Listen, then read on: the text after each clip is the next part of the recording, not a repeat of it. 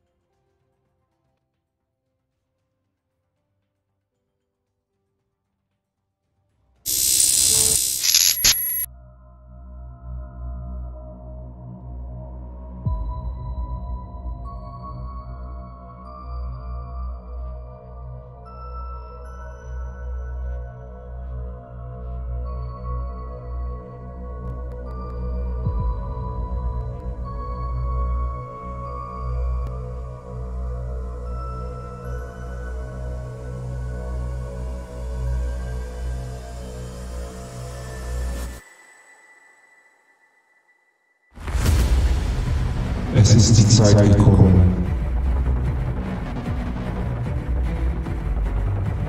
Für noch intensivere Forschungen. Dass mehr Wahrheiten zu erkennen sind. Und die Realität über Illusion steht. Den Ausgang zu finden.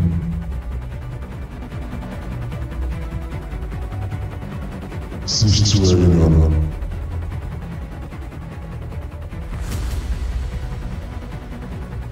Das ist der Schlüssel.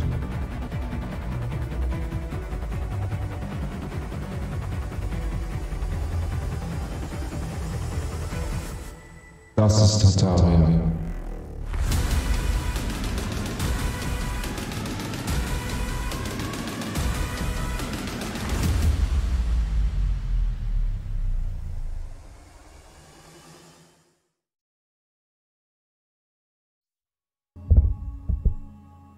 Ja, willkommen im Tartaria-Channel.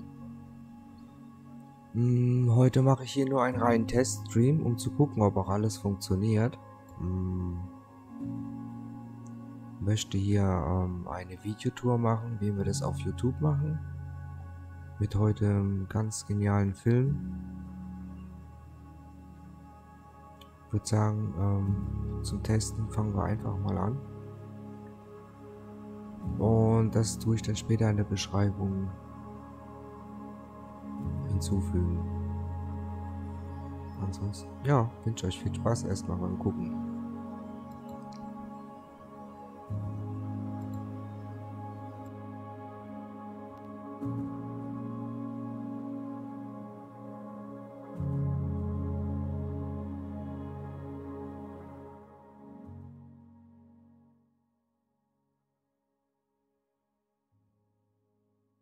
Göbekli Tepe means in the Turkish language. It means pot-bellied hill.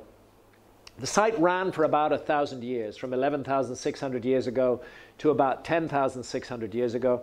During that time, we see the fantastic elaboration of agriculture in Turkey. I asked Klaus Schmidt about that, and he said, I said, do you think Göbekli Tepe had a part in that? He said, yes, absolutely. Göbekli Tepe was a center of innovation in some way. It was a place that people were called to, mobilized, and taught new stuff. The other thing he's telling me, pointing at the ground, is that what they've excavated is only a tiny portion of the whole site. They've been over the whole site with ground-penetrating radar, and at least 50 times as much still awaits excavation. There are hundreds and hundreds and hundreds of giant megalithic pillars under the earth there. So goodness knows what else Göbekli Tepe has to teach us. But I don't believe for a moment that we're looking at a sudden, mysteriously precocious invention 7,000 years ahead of its time. I think what we're looking at is a transfer of technology. We're looking at the survivors of a lost civilization who already knew how to make megalithic architecture, who already understood agriculture, and who used this project to initiate the local population into their way of thinking. There are other Göbekli Tepe type sites. This one, Karahan Tepe, is about 50 kilometers away, hasn't even been excavated yet. You can see the T-shaped pillars sticking out of the ground in a farmer's backyard. We cannot separate Göbekli Tepe from the mystery of Mesopotamia. Mesopotamia because between two rivers. Those rivers are the Tigris and the Euphrates, and Göbekli Tepe lies right between the headwaters of those two rivers. So it's fascinating that Madeleine Danes recently found this piece from the Uruk V period of Sumer, where we actually do see a T-shaped pillar here, and another T-shaped pillar surrounded in a circle, and remnants of more on this broken side. Göbekli Tepe had been buried for thousands of years by 3,500 BC, but it suggests that something unknown was going on. There was some memory, some recollection of this time in the Sumerian period. And then, of course, from Sumer we have these bearded figures. Often they wear a fish on their heads. They're the figures who bring civilization to Mesopotamia. They're associated particularly with an entity called Oannes. He and the 7 sages, the 7 Apkallu, are the bringers of wisdom to Sumer. And they all carry, as I've 1,000 times pointed out, these cute little man bags, of which some 3-dimensional versions have survived. Why are they carrying these bags? What do these bags symbolize? And why do we find the same bag in the hands of a figure identifying with the civilizing hero of ancient Mexico, Quetzalcoatl, the feathered serpent, the bringer of civilization to Mexico? This is the earliest image of the feathered serpent, and lo and behold, the same man bag is found in his hand on the other side of the Atlantic Ocean. And those man bags turn up at Göbekli Tepe on the top of Pillar 43. The same bags are found there. But there we know they're 11,600 years old. I think that we're looking at the symbol of, let's call it a brotherhood, some kind of initiatory group who went around the world and used this as their symbol and who brought the gifts of civilization, as is told in so many myths. I'm going to divert for a moment to the city of Haran. Well worth a visit if you're ever in that area. Haran is an ancient city. It's associated directly with the time of the Old Testament. It's mentioned in the Bible. Ur and Abraham are very much associated with that time, and there are the pools of Abraham that you can still find in Haran today. So it's thought to be about 4,000 years old or thereabouts. But Haran had a temple of the moon. And the people of Haran were called the Sabians. And they were renowned in the ancient world for their study of the stars and their worship of the stars. Now, interestingly enough, at the Temple of the Moon in Haran, the symbol has survived. It's the crescent disk of the moon, the crescent moon and the disk of the sun. And exactly the same symbol is found at Göbekli Tepe, the disk of the sun and the crescent moon. But Göbekli Tepe is thousands of years older than Haran. The Temple of the Moon is gone now. We're not looking at the Temple of the Moon here. This is an Islamic mosque that was built in Haran in the 13th century. It has also fallen away, but the single remaining minaret is to this day referred to as the Astronomical Tower. And it turns out that the people of Haran, the Sabians, made a pilgrimage to Giza in Egypt every year, and that this pilgrimage had gone on for thousands of years, and that it continued right through into the 13th century of our era. The Sabians of Haran practiced a religion that Islam regarded as pagan, But for a very long period, they were allowed to continue with that religion. An exception was made for them for some reason that we don't fully understand. Eventually, of course, Islam fell upon them. But during this time, it's recorded that they made pilgrimages to Giza. Salim Hassan speculates that these Sabians, if I guess rightly, had derived their name from the Egyptian word Sabah, star. Sabians were the followers of an ancient religion, worshippers of the hosts of heaven, the heavenly bodies. Whatever the origin of their name may have been, the fact remains that they fully recognized the pyramids as being monuments connected with the stellar cult. Now, if we go, there's Giza, and let's remind ourselves about the incredible precision of Giza, the placement of the pyramid on a non-random latitude, 30 degrees north, 1/3 of the way between the equator and the North Pole. It's almost perfect alignment to true north. It speaks to the earth in lots and lots of ways. The Great Pyramid that was the object of the Sabian pilgrimage. It is undoubtedly a mathematical scale model of a hemisphere of the earth. Robert has talked about this as well. Egyptologists know this, but they say it's a coincidence. It's one of those coincidence pigeons. It's a total coincidence that if you take the height of the Great Pyramid and multiply it by 43,200, you get the polar radius of the Earth. And if you measure the base perimeter and multiply it by 43,200, you get the equatorial circumference of the Earth. It's incredibly precise for it to be a coincidence. And it turns out that the scale isn't random. The scale is meaningful. If the scale were 1 to 57,803, I wouldn't be so impressed. But the scale is 1 to 43,200, and 43,200 belongs to a sequence of numbers that are found in ancient myths and in architecture all around the world. And that sequence of numbers is thought to be generated by a key motion of the Earth itself, which I'm modeling with this GIF here. We all know we have a pole star. The pole star is the star that the extended north pole of the Earth points most directly at. And in our time, it's called Polaris. It hasn't always been Polaris because of this. At times, the extended north pole of the Earth has pointed at empty space. And at other times, it's pointed at different stars. Thuban in Draco, for example, not Polaris. The other effect of precession is witnessed on the horizon, and it concerns the background constellation against which the sun is seen to rise on the spring equinox.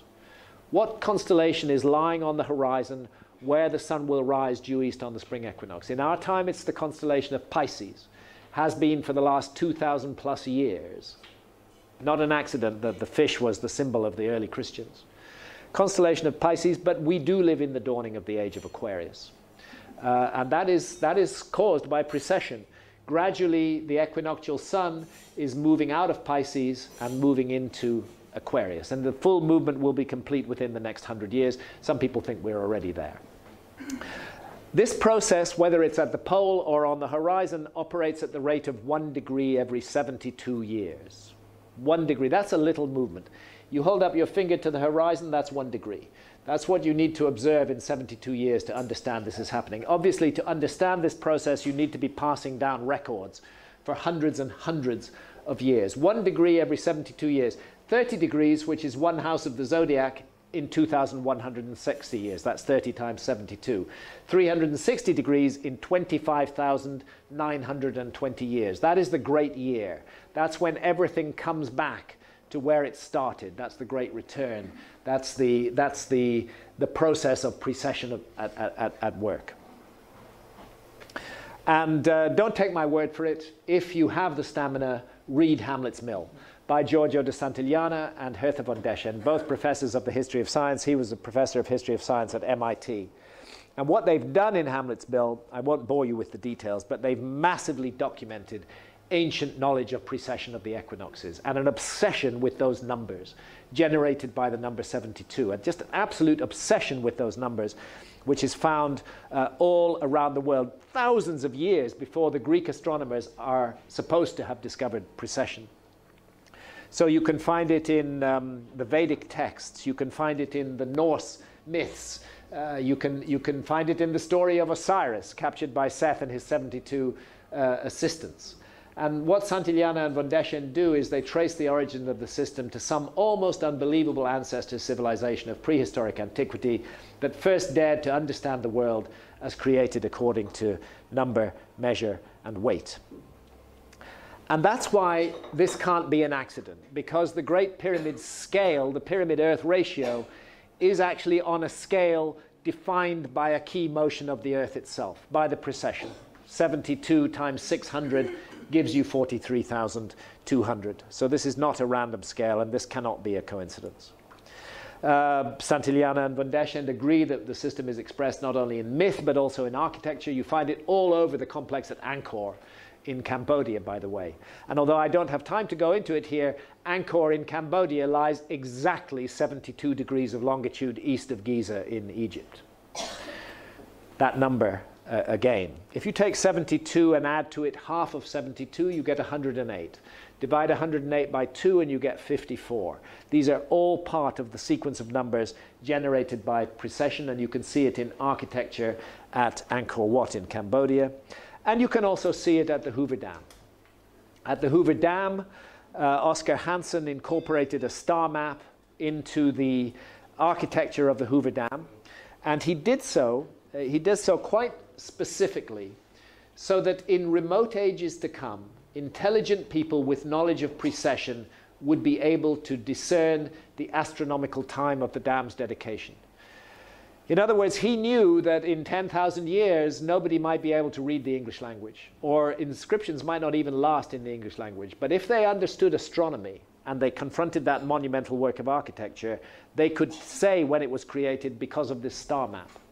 And the suggestion is, of course, that that's exactly the same thing that's happening at Giza, that Giza is stamping a date on the Earth. The three great pyramids of Giza, and down here the Great Sphinx, gazing perfectly due east across the Nile Valley. It's interesting how tiny the Sphinx seems in context of this overall image. And yet the Sphinx is 270 feet long and 70 feet high. But it almost vanishes in the picture here. And there's the Sphinx complex with its two megalithic temples in front of it. The Sphinx, of course, is cut out of solid bedrock. And when the bedrock was removed, it was moved over here, cut up into 100-ton blocks and erected as these two megalithic temples. So if by chance the Sphinx is older than Egyptologists believe, then these megalithic temples are also older than Egyptologists believe. And indeed, the geology, and here Professor Robert Schoch has just done incredible and amazing, important work. He was first brought to the site by John Anthony West, good friend of mine, rogue Egyptologist. John Anthony West was convinced that the Sphinx bore the marks of water erosion, and he wanted a geological opinion. And Schoch, when he came to the site and saw these distinct erosions in the trench around the Sphinx, it was immediately clear to him that the Sphinx had been exposed to about 1,000 years of heavy rainfall. And no such rains have fallen in Egypt in the last 4,500 years. You have to go back actually to the Younger Dryas to get the rains that could have eroded the Sphinx. Archaeologists at the time were furious.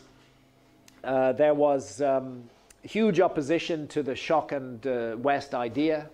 And their main argument was, no, it's impossible. The Sphinx couldn't have been made 12,000 years ago because there's no other monumental site anywhere in the world that is 12,000 years old. And if a culture was capable of creating the Sphinx, surely it would have created other sites. Well, of course, they could say that in 1992. But with the discovery of Göbekli Tepe, they can't say that today. Here we have a site of very similar age that's being proposed to the Sphinx on a very similar scale, and it's not even that far away from Egypt. So there's our Sphinx gazing perfectly due east. This is where you have to break the law. If you get up on the Sphinx's back illegally at the summer solstice, dawn on the summer solstice, you'll see the sun breaking the horizon over here. Dawn on the winter solstice, the sun breaks the horizon over here, far to the south of east. But you get up there at dawn on the spring equinox, the 21st of March, and you discover what the Sphinx is made for. The Sphinx is gazing directly at the rising sun, and the Sphinx's purpose is to marry heaven and earth on that special day, to lock it to that moment and that time frame. So the question is, what is the Sphinx looking at? It's looking at the rising sun, but what about the constellation behind the sun? If the Sphinx was made in 2500 BC, as we're told, it should have been made in the shape of a bull, because it was the constellation of Taurus that lay behind the sun during the Pyramid Age on the equinox. If your objective is to create a monument that's looking at itself in the sky, you want a bull there, not a lion. But there is a lion constellation. And lo and behold, if you go back, as you saw this morning, if you go back to 10,500 BC, if you go back to the time of the Younger Dryas, you find that the Sphinx is gazing at a lion-bodied constellation in the sky, a constellation that even looks a lot like the Sphinx. I have a question about that. Yeah. Because I noticed that Leo is actually already over the horizon in this picture. In this picture, this is an hour before dawn.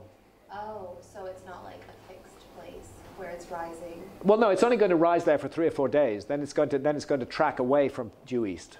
So like when the sun comes up, it wouldn't be like perfectly, completely above Here's the horizon. an hour before dawn.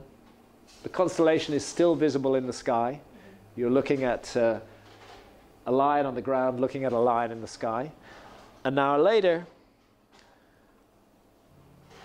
as the sun breaks the horizon, Leo is higher. But now our attention turns to the south and what's happening here at that very moment. I'll come to that.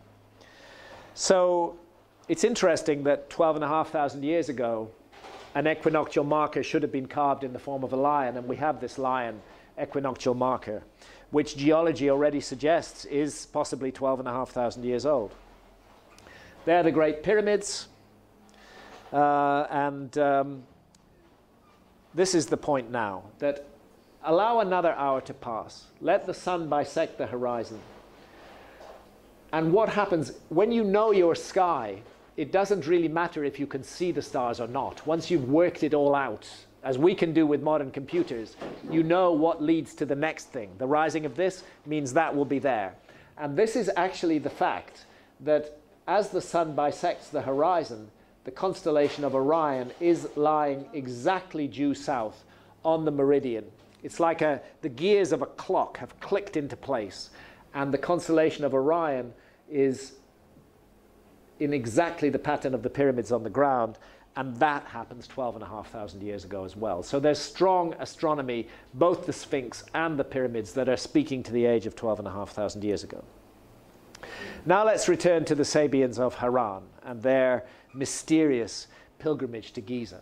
The Sabians were renowned as geometers, as earth measurers, and as astronomers. And in these skills, they made particular use of right triangles.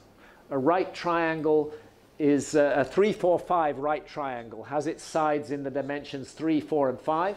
It has a 90-degree angle here, which is the right angle. 36.87 is the acute angle, and 58.13 degrees is the other angle. That's true of all right triangles. So it's, again, let's remind ourselves about the precision, the measurement of the Earth. It's intriguing when we go into the King's Chamber in Giza that we find it contains a right triangle. I've shown in this diagram how it contains it. 15 cubits, 20 cubits, 25 cubits. It's a 3, 4, 5 right triangle in the heart of the King's Chamber. And the most interesting thing of all, we have the Sabians making a pilgrimage from Haran to Giza every year, is that the city of Haran is situated on the Earth latitude 36.87 degrees. That just can't be a coincidence. Here is this city which is dedicated to measuring the Earth and studying the stars, which uses right triangles in trigonometry, and yet is situated on a latitude defined by the acute angle of a right triangle, 36.87 degrees north. That's where Haran sits. And even more puzzling, it turns out that there's exactly 1/1000th of the Earth's circumference latitude difference between Göbekli Tepe and Haran. And J.Q. Japers, the astronomer who discovered this, writes, Even non-archaeos understand stratification and deposition basics. Deeper is older. Göbekli Tepe is 12,000 years old. Haran is equated with Ur of Sumeria, the civilized land and a cradle of civilization. That cradle and astronomy is presumed to be 4,000 to 5,000 years old, not 12,000. Haran is located at 3/4 Aten latitude, a fixed parameter, and Göbekli Tepe is at a specific latitude different north. Because the fixed parameter must come first, the conundrum, of course, is that this precise 1/1000th of the circumference latitude difference is either a coincidence or ancient astronomy just took a leap back to 12,000 years ago. And that's what I suggest it has done. Göbekli Tepe is requiring us to rethink everything. It's requiring us to rethink megalithic sites that are found all over the world. This one found at the bottom of the Sicily Channel has been covered by the sea for more than 9,000 years. We would not have been able to give it a context if it had not been for the prior discovery of Göbekli Tepe, because there weren't supposed to be any sites that old. The megaliths of Menorca are very similar in their T-shape to the megaliths of Göbekli Tepe. But archaeologists say Menorca is only 4,000 years old. And that raises the question of how do archaeologists date stone sites? And how they date them is always with organic material. You can't carbon date stone. You need organic material to produce your date. And you want that organic material to be in such an association with the stone that you can reasonably deduce that the stone was placed there at the age of the organic material. The problem is that the vast majority of megalithic sites on Earth, unless they're underwater, or unless they've been deliberately buried, like Göbekli Tepe, the vast majority of megalithic sites are open, and they have been used by later cultures. And I feel that the dating of the megalithic sites, because it fits with the prejudice of archaeology, what they've done is they've allowed falsely young dates from introduced carbon from later cultures to dominate the dating of these sites. Graham, what do you think about Puma Punku and Tiwanaku and their structures and how the dating... I'll come to Puma Punku actually, but I do believe Tiwanaku is a vastly older site, and less than 2% of Tiwanaku has been excavated. So the Maltese temples are also in question. In my book Underworld, published in 2002, I already make a strong case that they date back into the Ice Age. There's a huge amount of evidence for this, but with Göbekli Tepe now present, we must re-examine the whole story of Malta very, very carefully. I'm now going to take you to Baalbek in the Lebanon, and I'm sitting in the cella of the Temple of Jupiter. We're going to have a look at that site because Baalbek is often brought up in discussions of mysterious ancient architecture. And I felt it was important, and there's suggestions that it was an ET landing site and all of that. So I felt it was important to go there despite the war in neighboring Syria and to spend time on this amazing site of Baalbek in the Lebanon. So I'm sitting in what would have been the center, the cella of the Temple of Jupiter, undoubtedly a Roman temple, with another Roman temple dedicated to the god of wine, Bacchus, in the background. These are 6 columns out of 54 that once surrounded the whole temple complex that have remained. The rest have fallen down and bits of the columns lie all over the place. This is a plan of Baalbek. That is the Temple of Jupiter. Those are the 6 columns I was sitting in front of. And on this plan, we see a mystery, because surrounding the Temple of Jupiter on 3 sides, like a letter U turned on its side, is a huge megalithic wall. But that megalithic wall is not part of the Temple of Jupiter. It is separate, quite separate from the Temple of Jupiter. So if we go back up to the Temple of Jupiter, we can say that there are no megaliths involved in the construction of the Temple of Jupiter itself. Excavations have revealed only small stones. But if we go up onto the north wall of the Temple of Jupiter and look over the side, we can see this enormous megalithic wall running along the north side of the temple, but separated from it by about 35 feet.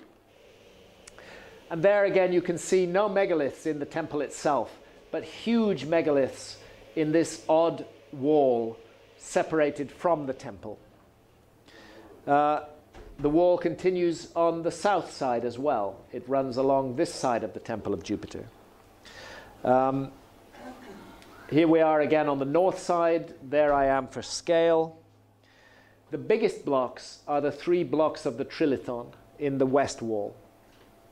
These are the blocks that we hear about in all the ancient mystery discussions. You can just see the seam of the first one there, the next one, the third one. Each of these weighs 900 tons. They are raised up more than 20 feet above the ground. They are perfectly positioned.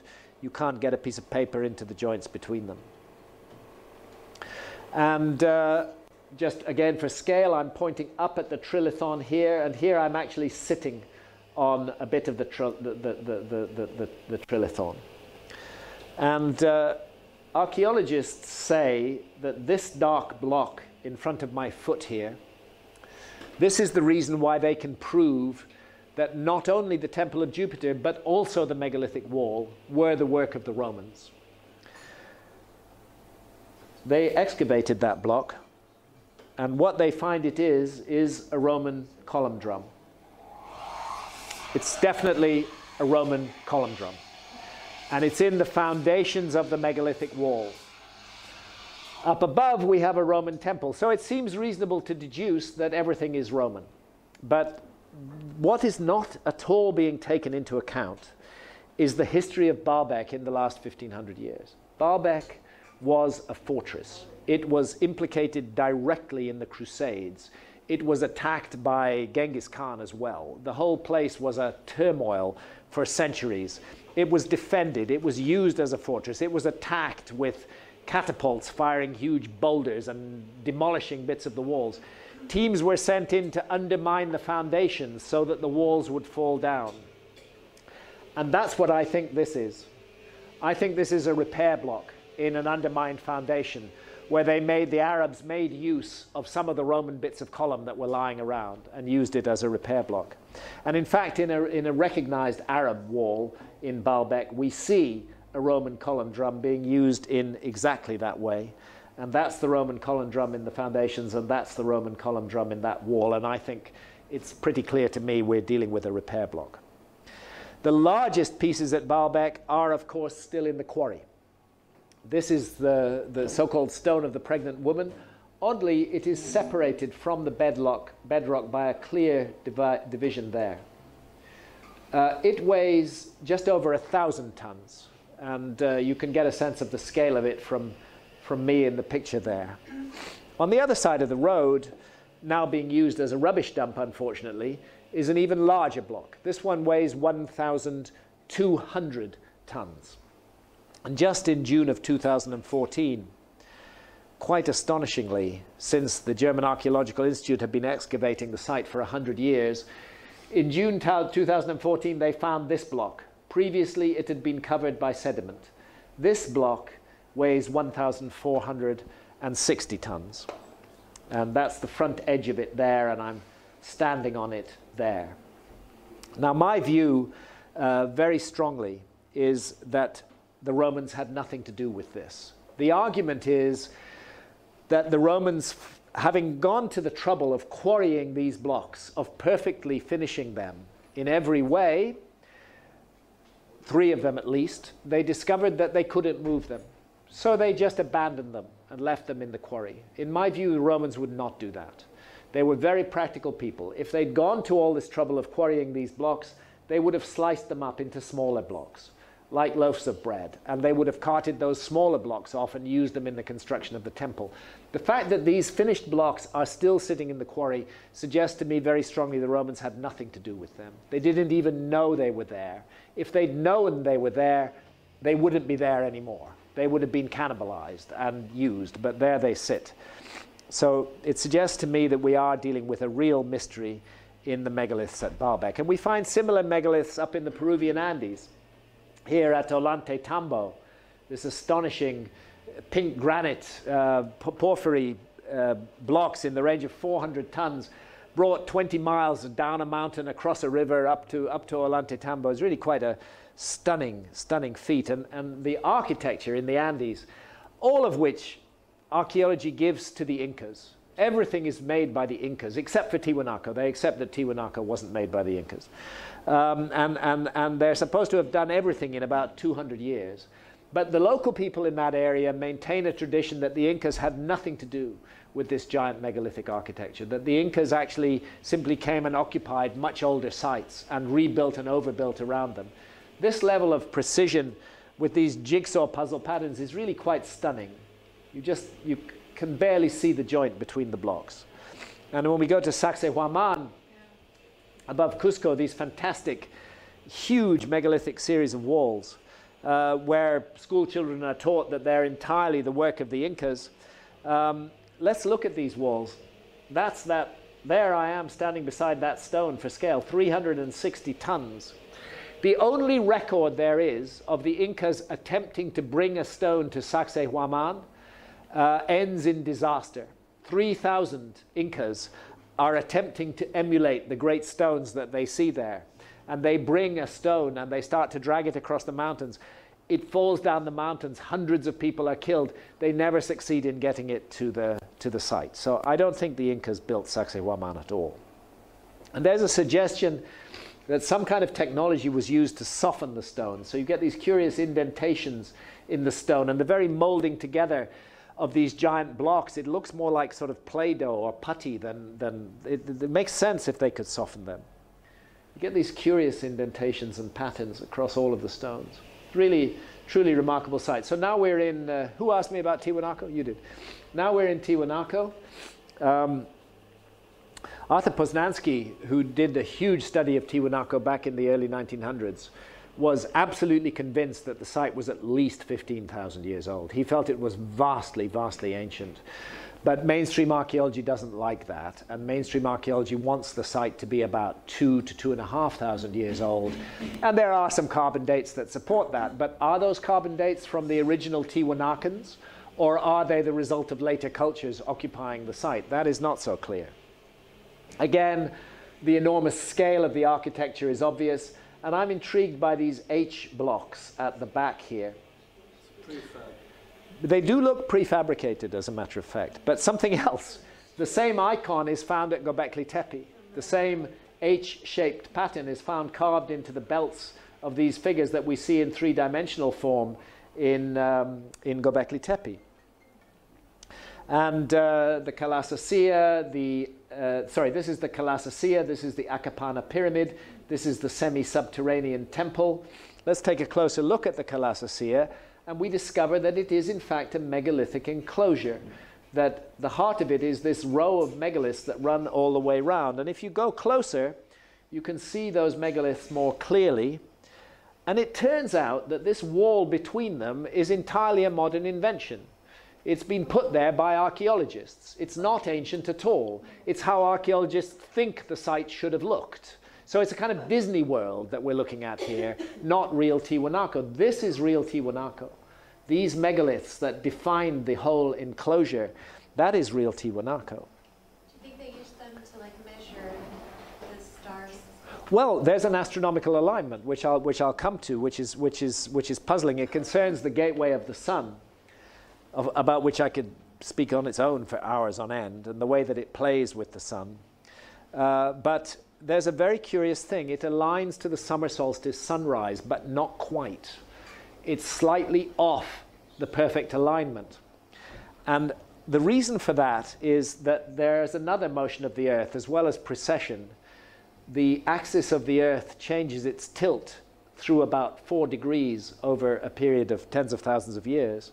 And when you do the calculations, you find that Kalasasea aligned perfectly to the summer solstice sunrise in the epoch of 10,000 BC, not in our epoch today. In that semi-subterranean temple that I showed you, there's a pillar.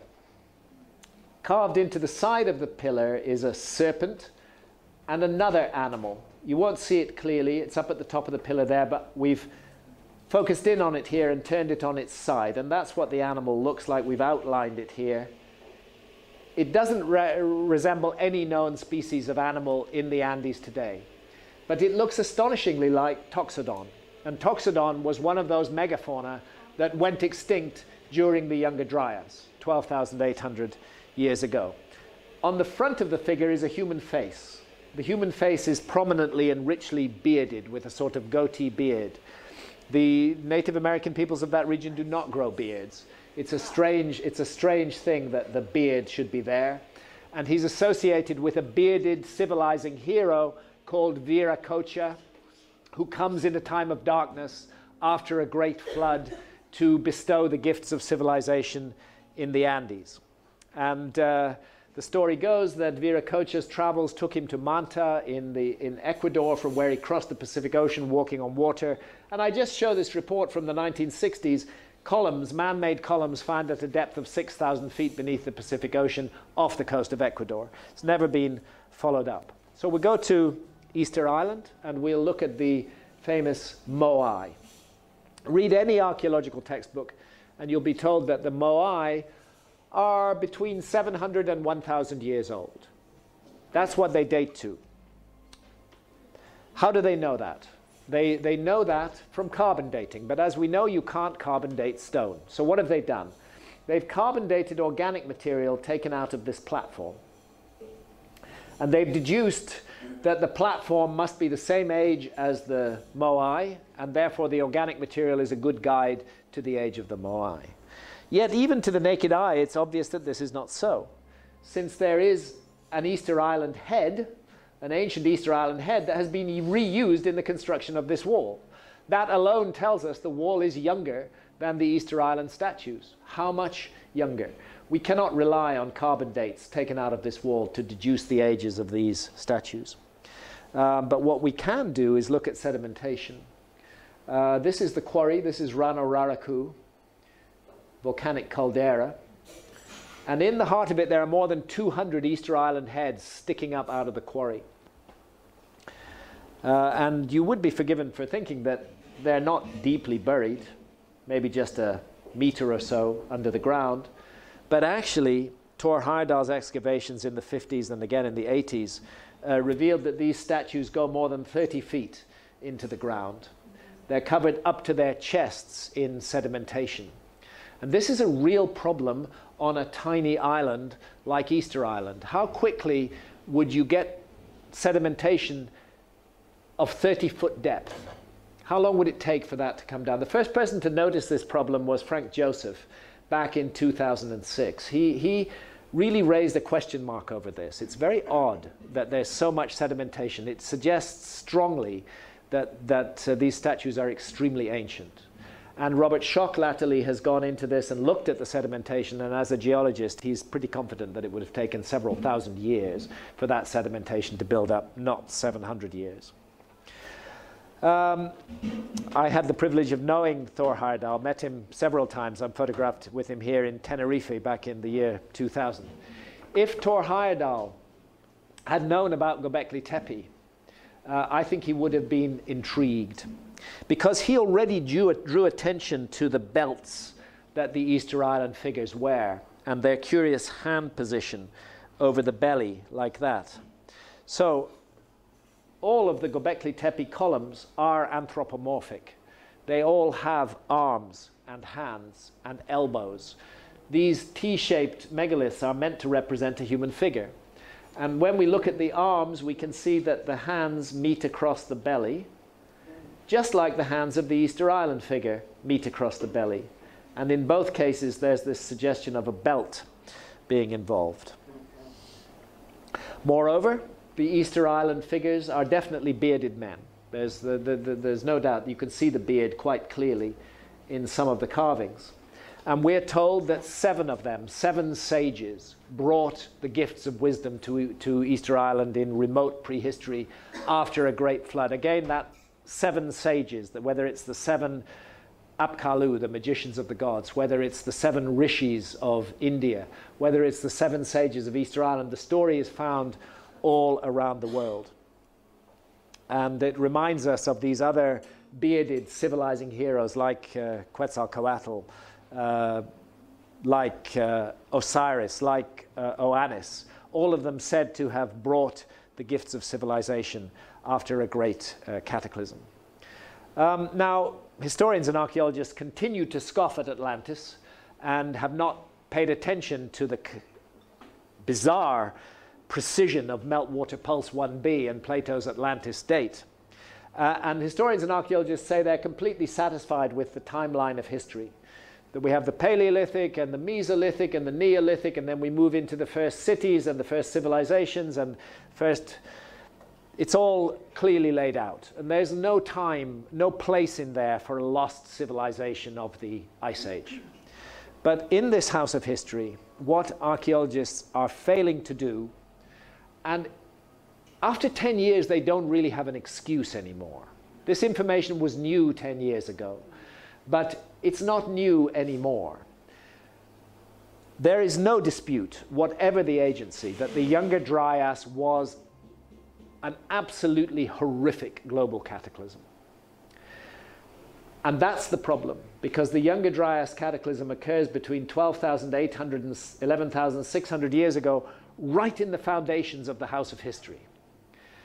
And we all know what happens when you build a house on foundations of sand. That house falls down. And I believe that that's what archaeology has done by ignoring the Younger Dryas mystery. They cannot tell us about the origins of civilization if they don't take that into account in their model. And up to now, they're not taking it into account because to do so would require a paradigm shift. And that brings us back to the paradigm shift of Clovis, and now we have to reimagine what the peopling of the New World looked like. If it wasn't Clovis, what was it? As a matter of fact, this is what my next book is going to be about. It's going to be about ancient America and what now appears to be 100,000 years of missing history that needs to be looked at very, very carefully. And there's the piece in Nature lamenting the persecution of those who opposed the Clovis model. And genetic evidence is being brought to bear. One of the curiosities is that a strong genetic signal links South American Indians with the Aborigines of Australia. Very, very strong and very, very clear. And this has, caught some press attention recently. Could you say anything about the long heads, the Paracas heads, which are, as I just heard now, not only in South America, but they are found a little bit everywhere. They're found everywhere. They've got about 20 of them in the vault of the National Museum of Malta in Valletta as well. We eventually managed to get them out. You never see them. Well, I saw them. I saw them in Malta and filmed them, as a matter of fact. I'm neither deeply intrigued. This is a description of one of the places where he gave a talk. It's given by David Alt, who's the Professor Emeritus of Geology at the University of Montana now. He said the geologists were aghast in the same way that a room full of physicists would be upon hearing a colleague explain how he had made a perpetual motion machine out of old popsicle sticks. It seemed that impossible a suggestion that there had been a gigantic flood across the Pacific Northwest. And it led Bretz into a lot of trouble and a lot of opposition from his colleagues, particularly from the pedestrian minds at the US Geological Survey, who cursorily checked Bretz's evidence and then decided that he must be 100% completely wrong. And one of the problems actually with Bretz's theory was that he wasn't able to provide a source for all the water that could have caused the flood. And as I said the other day, Bretz himself didn't care about that. He was looking at the effects on the landscape. The effects on the landscape were clearly caused by flood. And he said, really, it's not my problem where the water came from. Somebody else can work that out. But of course, that didn't satisfy his critics. And there was a famous event in 1927 where he was basically ambushed by a whole host of his peers. And I've quoted some of them here: O.E. Meissner, James Gillooly, G.R. Mansfield. Before a theory that requires a seemingly impossible quantity of water is fully accepted, every effort should be made to account for the existing features without employing so violent assumption. James Gillooly says that Bretz's ideas are preposterous, incompetent, wholly inadequate. Mansfield doubts that so much work could be done in basalt in so short a time. And after this, Bretz became a pariah. Nobody would speak to him, nobody would share information with him, he could not get funding for his research, and he was turned into an outcast from the politer precincts of society. But time went by, and the evidence wouldn't go away. And by the 1950s, Bretz's fieldwork was perfect, absolutely perfect. They could never fault his fieldwork, and they had to admit that really it's hard to think of anything else that could cause this except a flood. But a flood, They didn't like that. It had to be gradual. The process had to be made gradual in some way, even though the evidence that Bretz had amassed indicated that it was a single event that rose and fell within 3 months. It had to be made gradual, and they gradually began to consider Bretz's evidence, and a team went down into the Channel Scablands, and they came back and they sent a telegram saying, "We are all catastrophists now." And Bretz, who was 83 at the time, said, "Be assured that after 30 years and 30 papers in self-defense and more than 30 people who vigorously denied my theory, it did my heart good like medicine." It was this toxic antipathy of the gradualists in the GSA that made a pariah and a social outcast of Bretz. But in 1979, the GSA actually awarded him the Penrose Medal, which is the most prestigious award in the field of geology, and it honors outstanding original contributions or achievements that mark a major advance in the science of geology. In other words, the mainstream is now accepting that there was cataclysmic flooding in the Columbia Scablands, and this plaque is put up on Dry Falls, which I'll show you a picture of at the moment, dedicated to J. Harlan Bretz, who patiently taught us that catastrophic floods may sometimes play a role in nature's unfolding drama. And of course, this little comment really says it all. When he receives the award, he says to his son, "All my enemies are dead, so I have no one to gloat over." But the gloating must have been difficult even then for Bretz, because in order to get his flood evidence accepted, he had to accept a compromise. He had to accept a compromise that would say how the water got there in some more gradualistic manner. That eventually is what he did. Other geologists put forward the suggestion that the water had come from here. This is the famous glacial lake Missoula. Glacial lakes are a known phenomenon. They're a phenomenon in the world today, and a glacial lake can be impounded by an ice dam. It can cause a lake to grow behind a dam. There are serious problems with the ice dam issue regarding glacial Lake Missoula. The notion that an ice dam 2,000 feet high could be sustained, when you go into it with the engineering of modern dams, it doesn't make any sense whatsoever. But nevertheless, here was the suggestion: water piled up in Lake Missoula, the ice dam broke, and the water poured across the Channel Scablands, and that this happened once would not have been enough because there's not enough water in Lake Missoula. So it had to have happened many times, and the compromise was that Bretz, towards the end of his life, was willing that there had perhaps been as many as 8 floods out of Lake Missoula to account for this damage. Now, the orthodox geological opinion has it that there were as many as 80 floods spread out over a period of 2,500 years. And if that's true, then we are dealing with a gradualist event, and Bretz was not correct.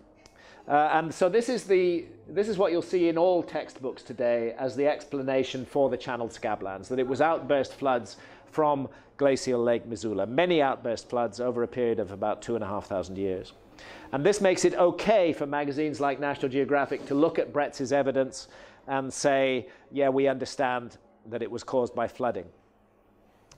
But there are some of the landscape features that had originally convinced Bretz he was dealing with a single massive flood that are really difficult to account for by the multiple floods from Lake Missoula model. And one of them is this place, and this is called Dry Falls. It's a fossilized waterfall. There are 2 horseshoe lobes. There's a great fin of rock down the middle, and she continues along here. It's a really giant place. It's completely dry. And the evidence that Bretz amassed on Dry Falls was that this whole thing had been created in about 2 weeks, actually. All waterfalls recede. As waterfalls pour over the edge of a lip, they wear it down, and they wind back. Niagara Falls has receded many miles in the last 12,000 years. What happened here was a recession up Upper and Lower Grand Coulee, and it stopped just suddenly, completely stopped, and there's no water there anymore except rainwater that falls into it. So I'm here with Randall Carlson, who's a great catastrophist researcher, a good friend of mine, and we're at the foot of one of the lobes of Dry Falls. In the next shot, we're standing up looking down on that lobe of Dry Falls. It's only a tiny part of Dry Falls that we're looking at. It goes on all the way around here and all the way around here as well. But to give you a sense of the scale of it, if we put Niagara Falls into the picture, you can see that Niagara Falls is a really tiny thing by comparison with Dry Falls. And Niagara Falls is the result of 12,000 years of work of the river. The evidence is that this fall was created in one single incident very rapidly. And why?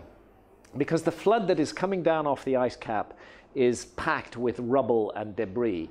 There are whole forests that have been ripped up by their roots. There are hundreds of thousands of icebergs jostling in this flood. And so it's full of mud and rubble, boulders in the bottom of it. It's a highly erosive flow that is coming down, and it cuts the whole of Grand Coulee, cuts back up as far as Dry Falls, and then it stops, and it leaves the Dry Falls exposed as a fossilized waterfall.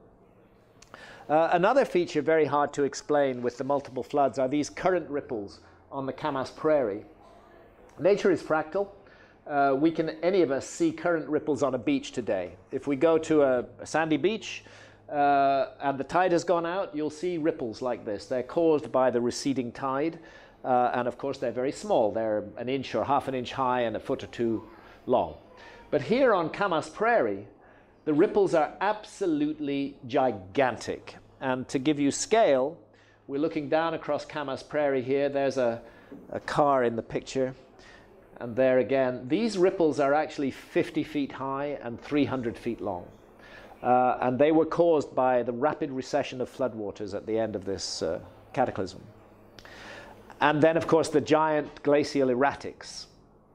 This is above the town of Wenatchee in Washington State. We're about 500 feet up on the valley side. There's the bottom of the valley floor down there. This object is a very large boulder which does not come from this area. It was brought there, and it was brought there in an iceberg. And that iceberg was carried on the flood, which was at least 500 feet above the valley floor at this point, was carried on the flood, and the bottom of the iceberg grounded against the valley floor, and it stuck there. And then the flood waters receded, the iceberg melted away, and left us this rock. And we're looking at an iceberg the size of an oil tanker that's capable of carrying an 18,000-ton rock like this. And it's not alone. There are thousands and thousands of these 10 to 20,000 ton rocks scattered all over the Pacific Northwest. Every single one of them dropped by an iceberg. Icebergs enchain rock all the time, and that's what we're looking at here. This one is actually called Boulder Park. It's an awe-inspiring scene. And you have to imagine the forces that were unleashed, the flood across the landscape, the huge icebergs grounding and dropping their load in this place. And worth also making a point that amongst the debris carried down by that flood is a meteorite. And this is the 15-ton Willamette meteorite, known and venerated by the local Indian tribes, sent to Earth as a representative of the sky people, supposedly. So Bretz was never really happy with glacial Lake Missoula. He was grudgingly willing to accept maybe that's what it is, but right to the end of his life, he said the unique assemblage of forms described as the channeled scablands records a unique episode in Pleistocene history. Special causes seem clearly indicated. And this is where now it's necessary to bring in the new science of the Younger Dryas impact hypothesis, which has been gaining ground steadily for the last decade, which is not without its challenges, but which is an enormously strong scientific proposition. And my case is that if Bretz had been aware of the Younger Dryas impact hypothesis, he would never, ever have considered the possibility of Lake Missoula. Because the problem all along was how do we provide a sufficient heat source to unleash a vast flood off the ice cap suddenly? A comet impact on the ice cap will do that. These things come in very fast and very hot. And that is precisely the suggestion that is made by the 60 scientists working on the Younger Dryas impact hypothesis, that 12,800 years ago, 4 pieces of a disintegrating comet hit the North American ice cap and unleashed a cataclysmic flood across the channeled scablands. So I'm just going to say a word or two about comets and asteroids and cosmic impacts in general. Because these impacts, when they happen, are world-changing events. I'm not talking about an object the size of this table, although even that would do quite a lot of damage, but I'm talking about the big ones, 1 kilometer, 2 kilometers in diameter. When they hit the Earth, they change everything. And we all know now that the dinosaurs were made extinct by a cosmic impact. There's dispute as to whether it was a comet or an asteroid, but undoubtedly 65 million years ago, the Earth was hit by a massive cosmic impact. And that's what made the dinosaurs extinct. And it left, and this is important to keep this in mind, it left a distinct layer of soil in the Earth, which is full of soot and ash and full of what are called impact proxies. These are objects that are created by the shock and heat of a cosmic impact. Fragments of a comet coming in at vast speed, generating enormous amount of heat. They make nanodiamonds. You get just countless trillions of nanoscale diamonds, and you get carbon spherules, you get melt glass, a bit like the trinitite in nuclear explosions. Any one of them on its own is not enough, but when you get an abundance of all of these things in one place, and by the way, one place you find it is Blackwater Draw, where the Clovis culture went extinct. The black mat at Blackwater Draw is sitting right on top of the Clovis culture. Well, that black mat is the same as what we find 65 million years ago with the dinosaurs. We find it full of these impact proxies. But initially, Lewis and Walter Alvarez, the scientists who proposed that the dinosaurs were made extinct by an impact, were not believed. They went through 10 years of ridicule, 10 years of attacks, 10 years of being marginalized, until they found the crater. And the crater is in the Gulf of Mexico, and nobody disputes it now. We're dealing with an object that was about 6 miles wide, a very large object that hit the Earth, hit the Gulf of Mexico, went deep down. You see the crater with deep remote scanning. But once they found the crater, nobody disputed the case anymore. And we all now accept that that's why the dinosaurs became extinct. And as I say, it might have been a comet, not an asteroid. We don't know for sure. But whatever it was, it changed the world forever. It effectively turned dinosaurs into chickens. Because the dinosaurs are gone, and they survive only in the line of the birds. And at the same time, in the world was the ancestor of the mammalian line. And it's a little shrew-like creature, which is absolutely going nowhere 65 million years ago, in a world ruled by the dinosaurs. But with the dinosaurs swept out of the way, evolution speeds up for the mammals. And that's why we say, meet your 65 million year old mother, because we are the descendants of that primitive mammal that was allowed to flourish when the dinosaurs were removed. So these cosmic impacts are world-changing events. Nothing is the same after them. Everything is changed. Old orders are swept away, and new orders are allowed to emerge. And NASA, I feel, is very complacent about the risks and dangers of cosmic impacts, because it tells us that the really big ones, like the dinosaur event, they only happen once every 100 million years.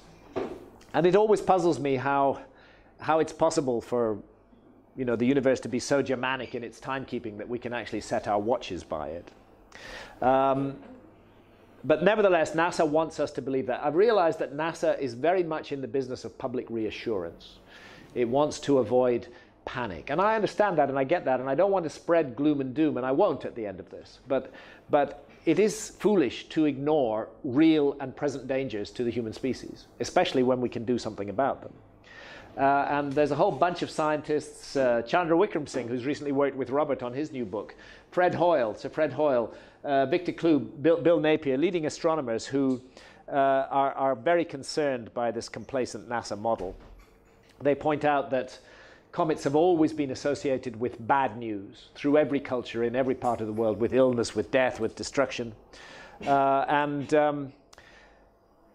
We, of course, are encountering the fragments of disintegrated comets all the time. If anybody's ever seen a meteor, a shooting star, what you're seeing is a bit of a former comet. Every meteor stream, whether it's the Perseids, the Leonids, the Taurids, whatever you want to call them, every meteor stream is the spread out distributed, fragmented debris of a former comet, because comets have a tendency to break up into multiple parts. And NASA's focusing on the small bits of former comets, which are meteorites, and it's saying, don't worry about them. They're usually small. They burn up in our atmosphere. Just a pretty firework display. Well, this was not a pretty firework display. This was Comet Shoemaker-Levy 9 hitting Jupiter in 1994. Comet Shoemaker-Levy 9 did what most comets do. It broke up into multiple fragments, more than 20 fragments. And those fragments, even in the photographs, they look dangerous. They're glowing, white hot at the center, a penumbra of red around them. And they are drawn down into the gravity of Jupiter. And when they hit Jupiter, they create explosions larger than the Earth itself. The total explosive power was 300 gigatons. And a gigaton is equivalent to 1 billion tons of TNT. The stockpiled nuclear arsenal of the entire Earth, were it to explode at once, would be equivalent to just 6.4 gigatons. In other words, if Comet Shoemaker-Levy 9 had hit the Earth, this planet would now be sterile. There would be nobody living on it at all. And that's why we should be very grateful to Jupiter. And we should say, thank you, Jupiter, every day. As Jupiter and Saturn between them are responsible for sweeping up almost all the comets that would otherwise threaten the inner solar system. They are the giant guardians of our planet, but every now and then something gets through. And here's Bill Napier, professor of astrobiology at Cardiff University, and a paper that he published in the monthly notices of the Royal Astronomical Society in July 2010. I don't expect you to read it, but the takeaway is this. The evidence, decades old now, and not even controversial amongst the comet community, is that an exceptionally large, low inclination, short period comet has been orbiting in our neighborhood for about 20,000 years.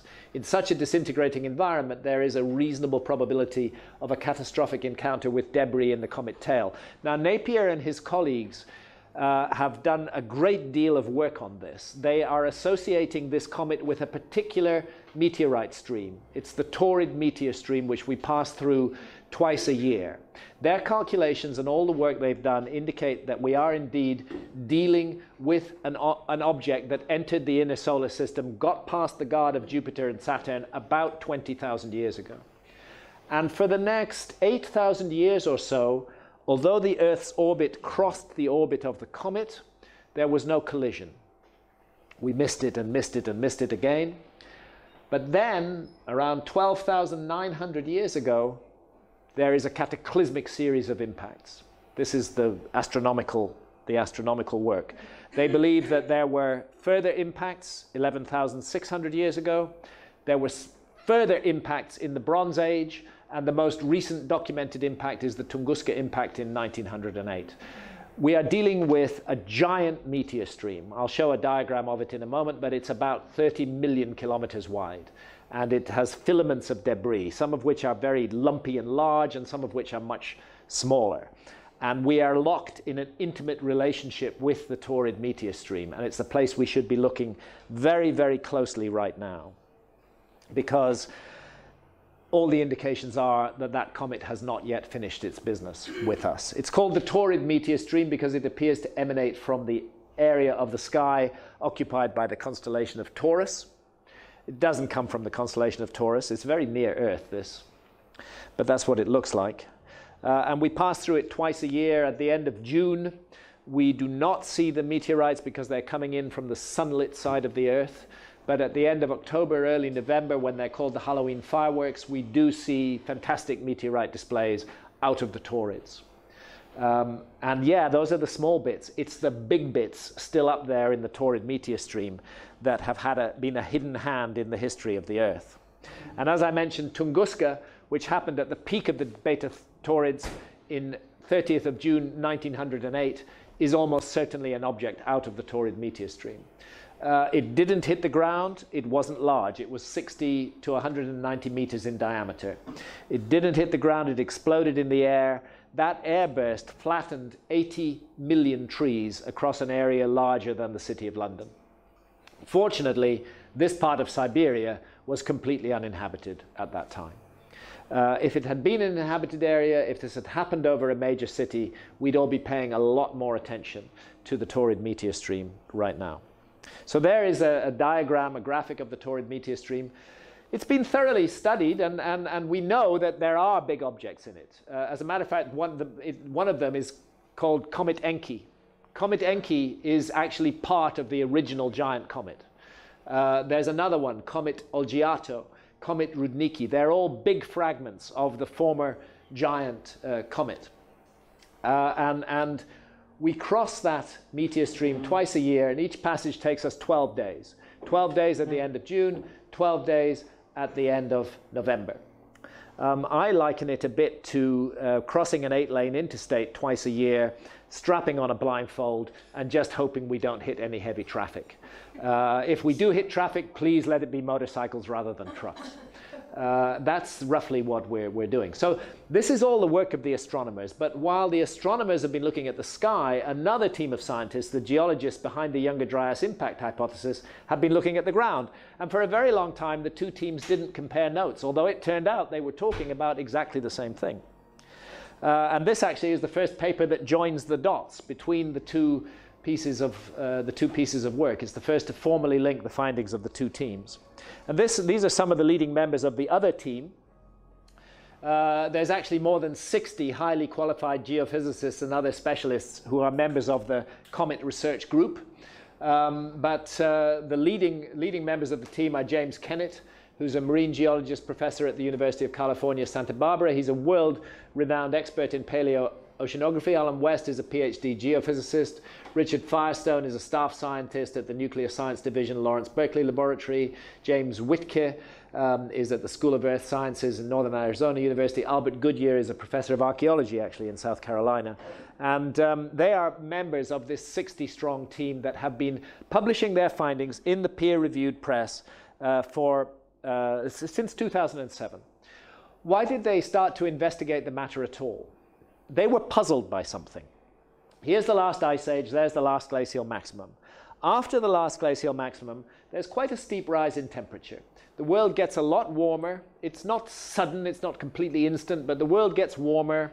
The ice sheets begin to melt down a bit. It seems that we're emerging from the ice age. And then suddenly, 12,800 years ago, you get this huge drop in temperatures, which takes us back to the same level as the coldest moment in the ice age. That freezing situation lasts for 1,200 years, and then equally suddenly temperatures shoot up again. The episode is called the Younger Dryas by geologists, after a certain species of alpine flower that flourishes in cold conditions. Everybody recognizes that the Younger Dryas is an anomaly. The sudden freeze 12,800 years ago is odd because you would expect you would expect the warming trend to continue. Why is it suddenly reversed in this way? Why does it last for 1,200 years, and why does the Earth then shoot out of it? So this is the mystery they set out to examine, and they found a strong correlation with the extinction of the megafauna. The extinction of the megafauna happens right at the beginning of the Younger Dryas, about 12,800 years ago. There's a massive extinction pulse, very much centered on North America, but all over the world, as a matter of fact. This was a global disaster. And it becomes apparent that we can't have a limited regional explanation for this. North America was at the epicenter of something, but it was a global cataclysm in its nature.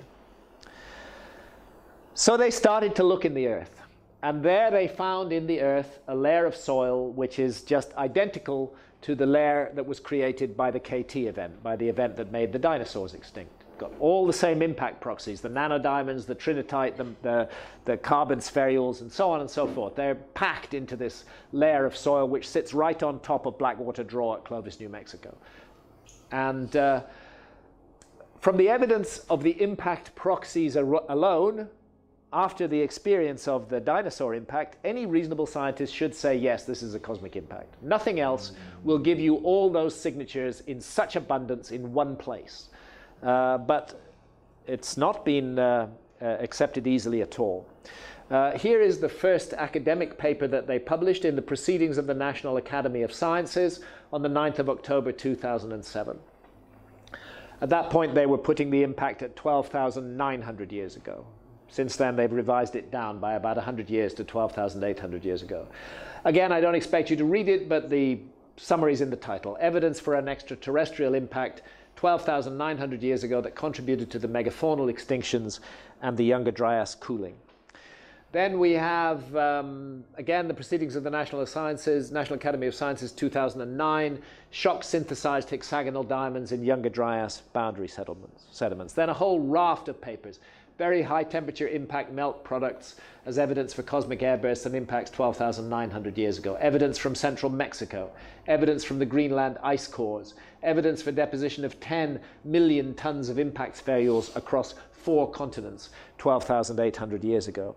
And so it continues. Here's the Journal of Geology. Nanodiamond-rich layer across 3 continents consistent with major cosmic impact at 12,800 years ago. These 60 scientists have really done their work.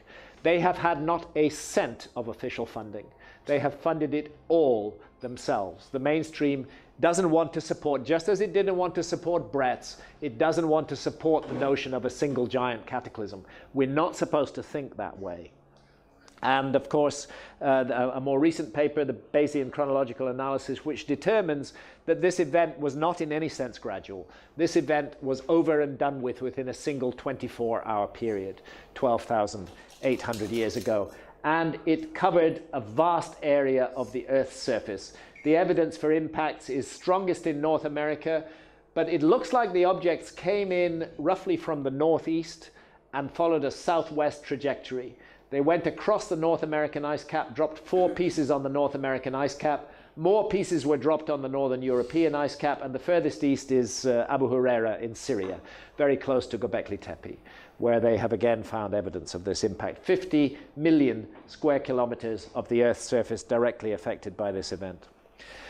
Despite the strength of their evidence, the very thorough documentation, the detailed science, the peer-reviewed journals, the Comet Research Group have been subjected to enormous attacks. And these attacks come primarily from the mainstream, but my colleague Robert Schock on the alternative side buys these attacks and he supports those who are attacking this view. I can't understand why he does so, because every single one of the attacks that have been made on the Comet Research Group team has been meticulously and fastidiously refuted. Every single one of them.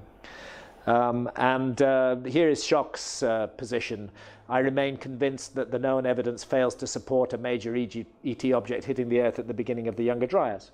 Actually, the Comet Research Group reached out to Schock, and they responded point by point to his criticisms. And they said, enter into dialogue with us. He refused to enter into dialogue. And I notice in the latest book that he's published with Robert that he's relying entirely on discredited, outdated research and is not reporting the new research. I don't understand why this happens. I don't understand why it creates such hostility and prejudice. It's a most unfortunate situation. I have great respect for Robert Schock. He's an excellent scientist. He's an excellent researcher. But I have to defer to the 60 scientists who have made this work and who have fought against much more serious opposition than Schock in order to hold their theory. And I'm puzzled and perplexed by the attitude there. Yeah, sure.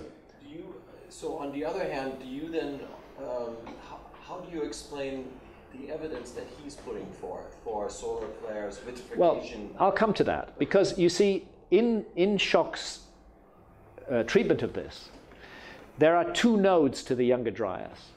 The first node is 12,800 years ago.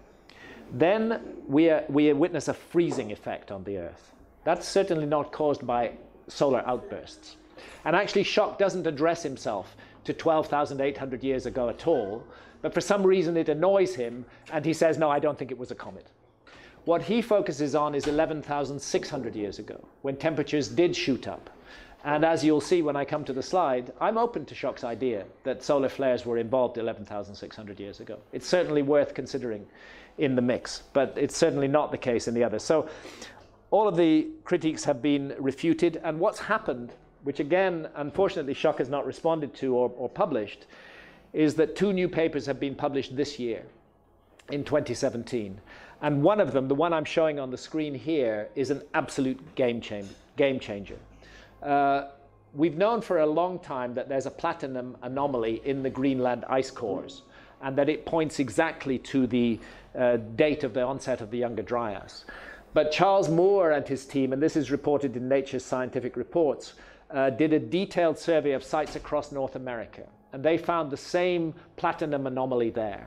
And to find that platinum anomaly across North America, platinum is very rare in the Earth's crust, but it's common in asteroids and comets. It's a very strong indication, never mind the nanodiamonds, never mind the carbon spherules, never mind the melt glass. This platinum anomaly across North America can only be explained by a cosmic impact.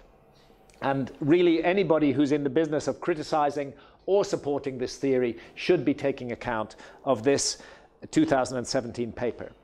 And another paper of great interest concerns the Carolina Bays. The Carolina Bays have it's long been suggested that these curious elliptical formations in North and South Carolina, which by the way are very large, they can be 2 kilometers long and 1 kilometer wide, these curious elliptical bays, they do look like oblique impact craters. They do look like that.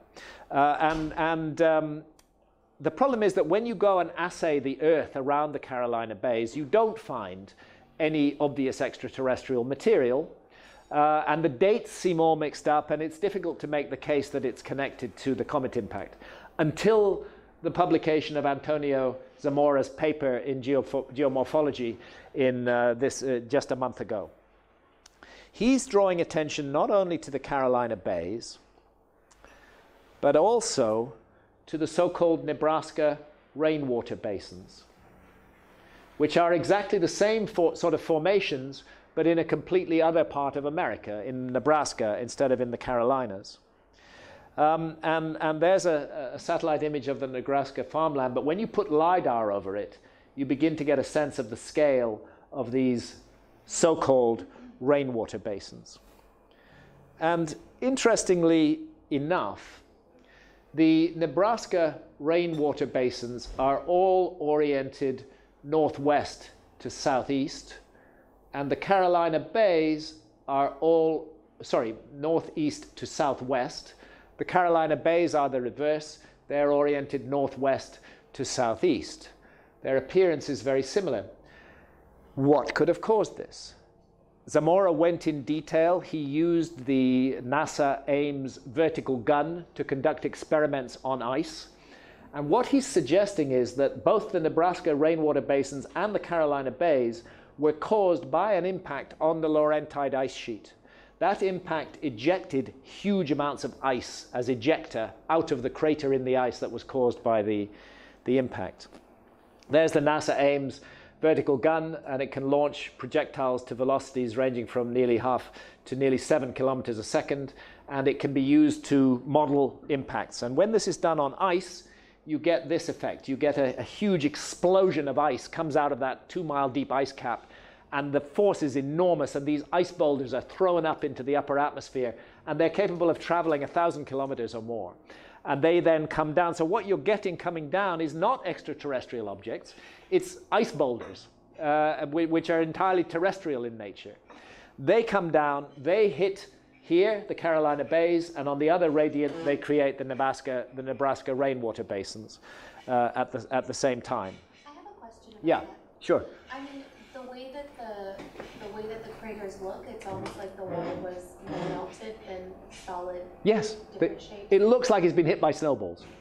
Yeah. You're absolutely right, and Zamora has gone into this in great depth. He's modeled the whole thing, and he's made, in my view, a completely waterproof case. This is what caused the Carolina Bays and the Nebraska rainwater basins, and they triangulate the impact back to Saginaw Bay in Lake Michigan. Graham? Yeah. If you go back to that slide, is there a reason why we don't see a circular ring? Yes. It's a question of the ground. Yes, it's a question of the ground. Here and here, the ground is soft and unconsolidated. All the rest of the area, it's very hard ground. So it didn't make those impressions in the earth that were made in the soft, convenient soil of Nebraska and the Carolinas.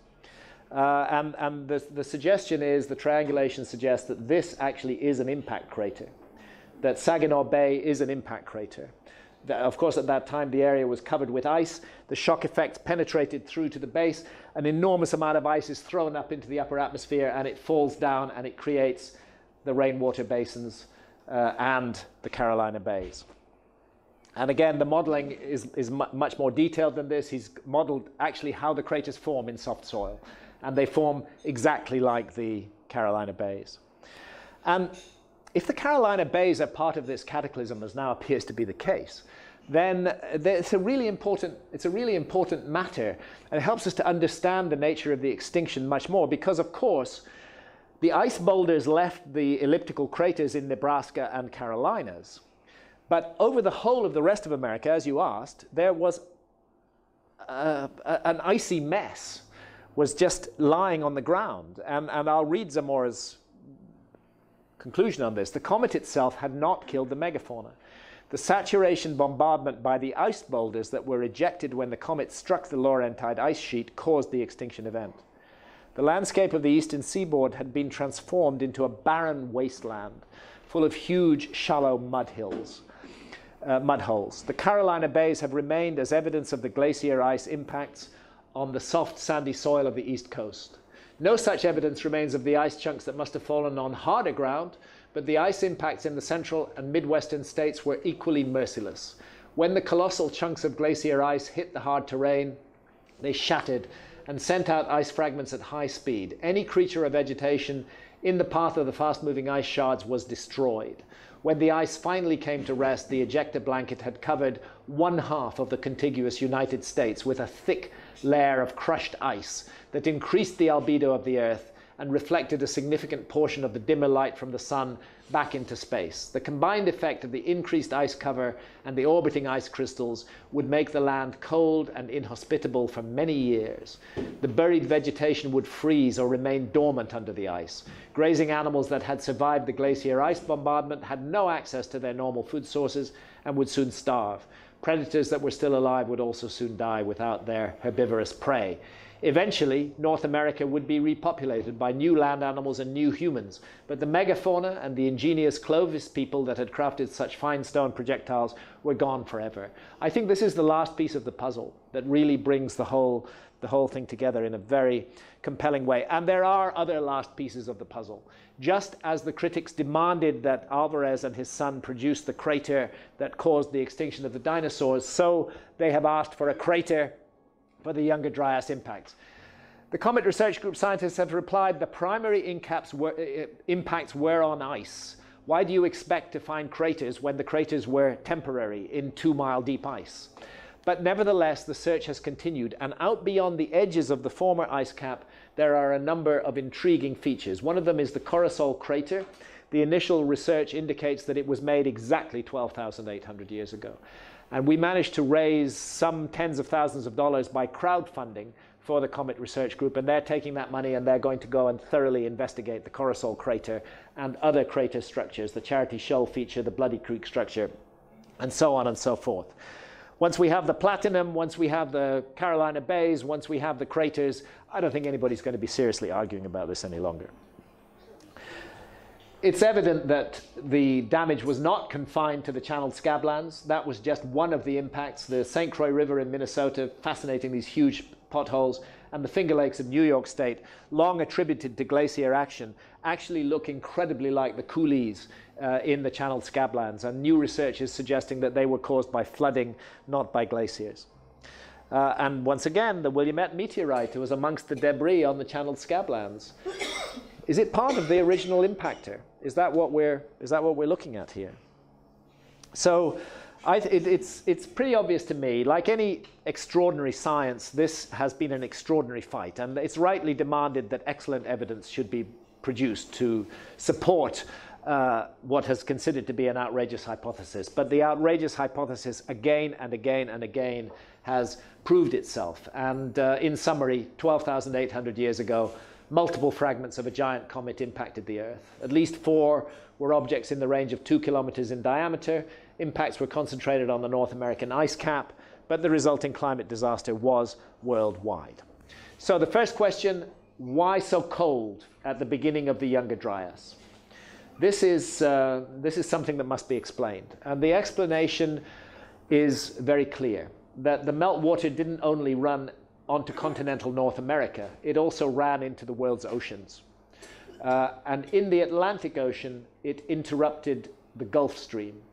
And the Gulf Stream is part of the global meridional overturning circulation of our planet. It's the central heating system of our planet. It keeps our planet warm. And the evidence is that for 1,200 years, the Gulf Stream was stopped dead in its tracks. And that's why global temperatures plunged, together with the issue of the albedo from the ice across North America, together with the issue of the debris sent up into the upper atmosphere and preventing the sun's rays from reaching the Earth. All of this makes sense of the sudden deep freeze at the beginning of the Younger Dryas. Then 1,200 years of freezing, and then the temperatures shoot up again. Very dramatic increase in temperature.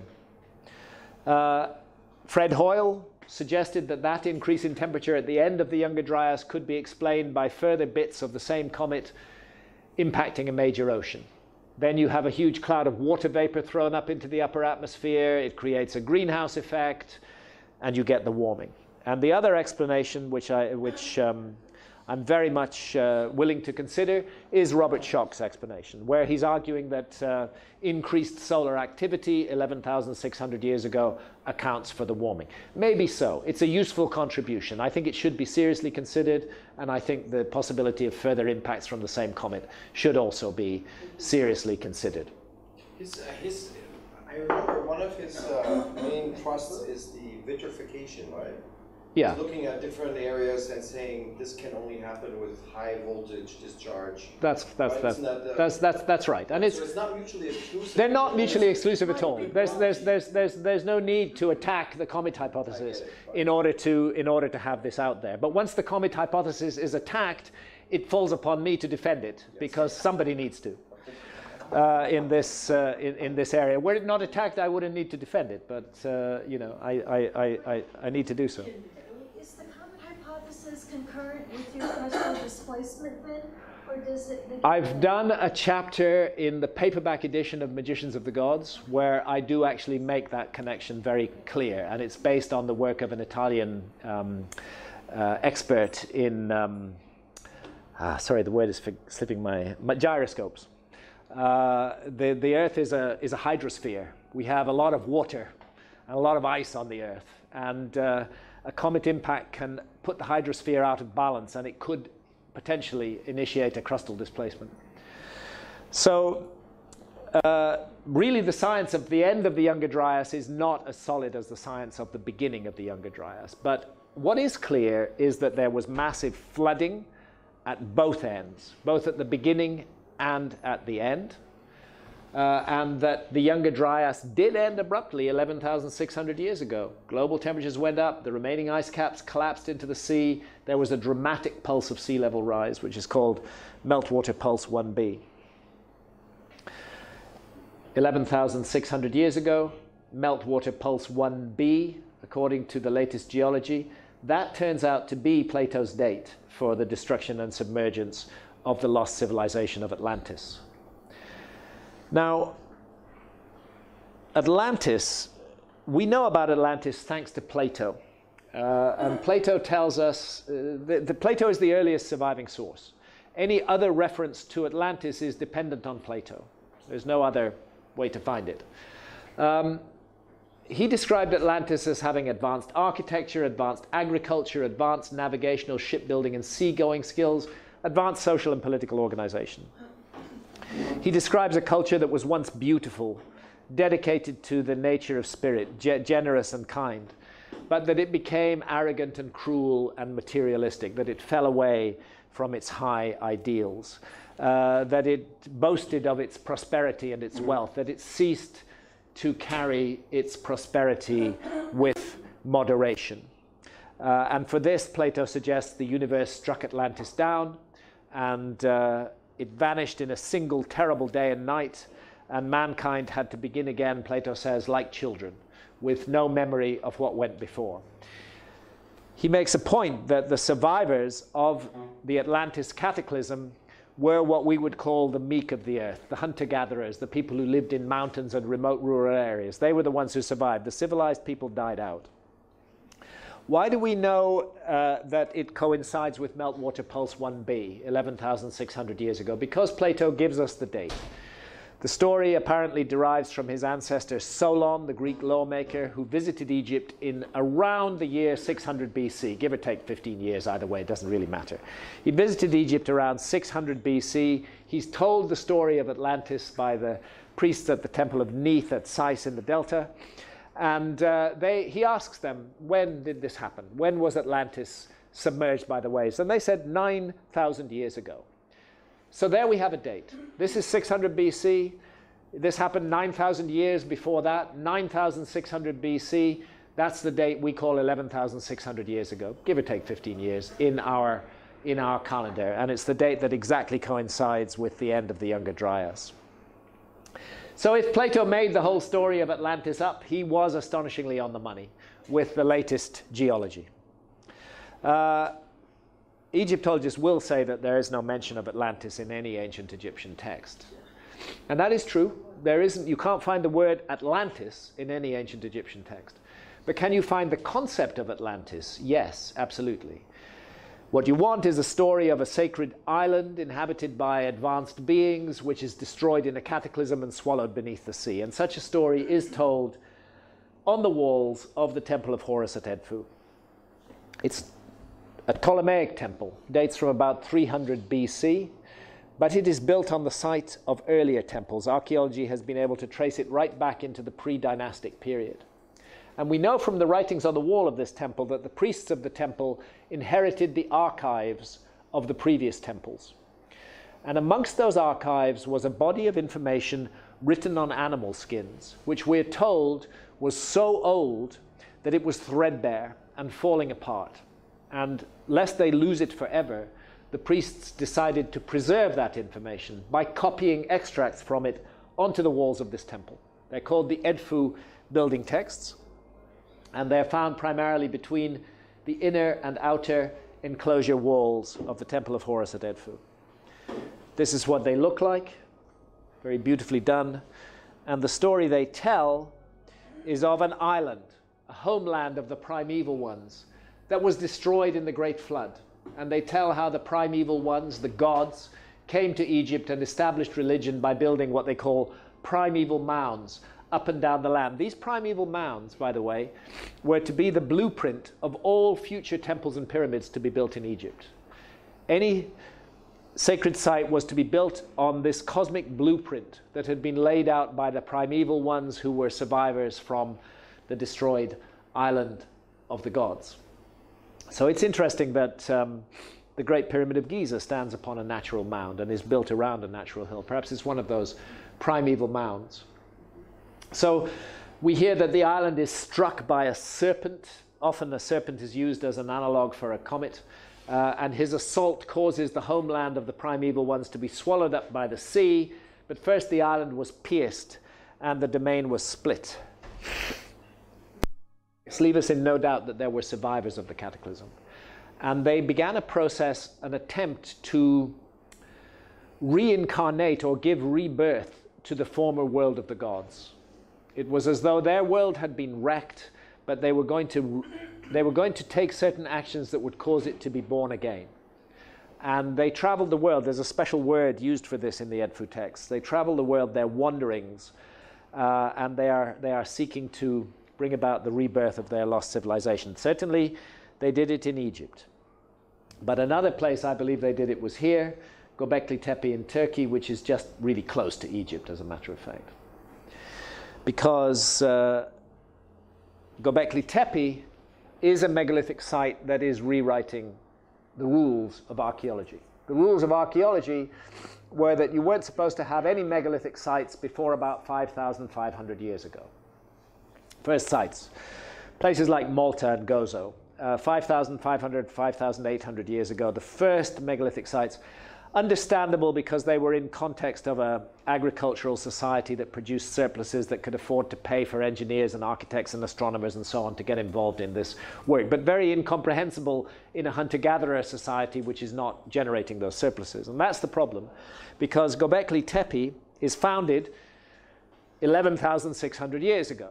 And again, the dating is firm. This is based on the work of the German Archaeological Institute. The foundation is 11,600 years ago. That's the date of the destruction of Atlantis. That's the date of Meltwater Pulse 1b. That is 7,000 years older than Stonehenge. And yet Göbekli Tepe is an astonishingly sophisticated, mature, highly developed site. You can't intuitively accept the notion, which archaeology wishes us to accept, that a group of hunter-gatherers woke up one morning just somehow magically equipped with the skills to create the largest megalithic site that's ever been built on Earth.